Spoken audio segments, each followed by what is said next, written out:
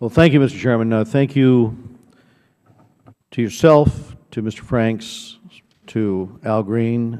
Mr. Green, you're right. We have a kinship with the people of the Philippines, and I think that our hearts really go out for the families and the victims, the 5,600 people who lost their lives. But the reason I want to commend the three of you is because your focus on this trip was what additional steps could the United States take to make certain that we did not have an epidemic that would follow those who lost their lives that day, that malnourishment wouldn't add to that toll. And I must tell you, as Chairman of the Foreign Affairs Committee, I strongly support the U.S. effort here to help the Philippines recover and rebuild. And I think the U.S. Agency for International Development is playing a critical role in this effort, along with the brave men and women of our armed forces. And to date, we have allocated $60 million to recovery efforts. The USS George Washington is stationed offshore to support relief efforts. And I think many in the Filipino-American community were directly affected. I know we hear from families about how this typhoon, the worst on record,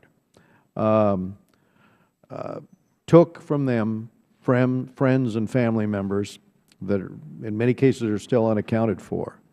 So we applaud the community's effort to come together, to raise funds, to donate humanitarian supplies. Filipino Americans are rightly proud of their heritage, and they're committed to helping those affected by the typhoon. I wanted to just thank also Karen Bass and Randy Weber. We had a hearing not long ago, a field hearing, where we heard from a Filipina who had gone through this tragedy of being trafficked, labor trafficking in this case. And it is in the wake of disasters like this that there can be more exploitation. And jointly we're working to make certain that does not happen. So I want to thank Karen Bass and Randy for their work on that issue. And I want to say that I had the pleasure of meeting with Assistant Administrator Nancy Lindbergh in the days immediately after the typhoon hit landfall. And I wanted to say that it is quite extraordinary, the work that USAID is doing there. We thank you. We thank your team for bringing comfort and compassion to those who need it most. And I do have one issue that I want to raise concerning our nation's disaster relief efforts. One which we met with Bill Gates. The committee members met with Bill Gates several hours ago. And it's one of the issues which he addressed as well in this meeting. And that is the unacceptably long transit times for supplies to reach those who need it most.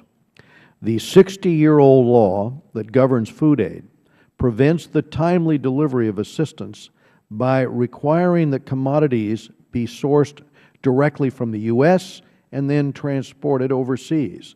60 years ago, this made sense, but today it has become an unnecessary barrier. In the case of the Philippines, USAID made a cash contribution directly to the World Food Program so that commodities can be purchased locally. In comparison, the first shipment of U.S. rice to the Philippines is arriving now.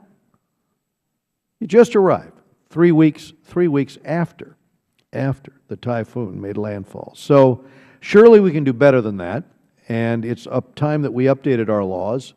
And I did want to say that Mr. Engel and I have language that we believe, that we hope, is going to be in the Farm Bill in order to make that reform.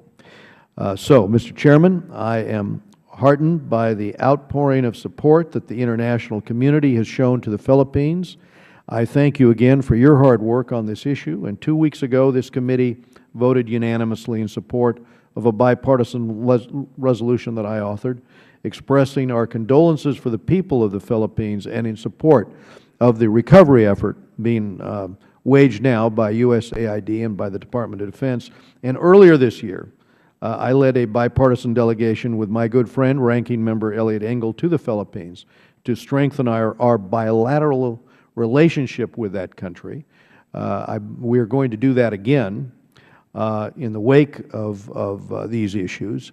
But in the interim, I want to thank all the members of the committee and to say we are all Filipinos during this difficult time, and I look forward to hearing from our distinguished witness. Thank you.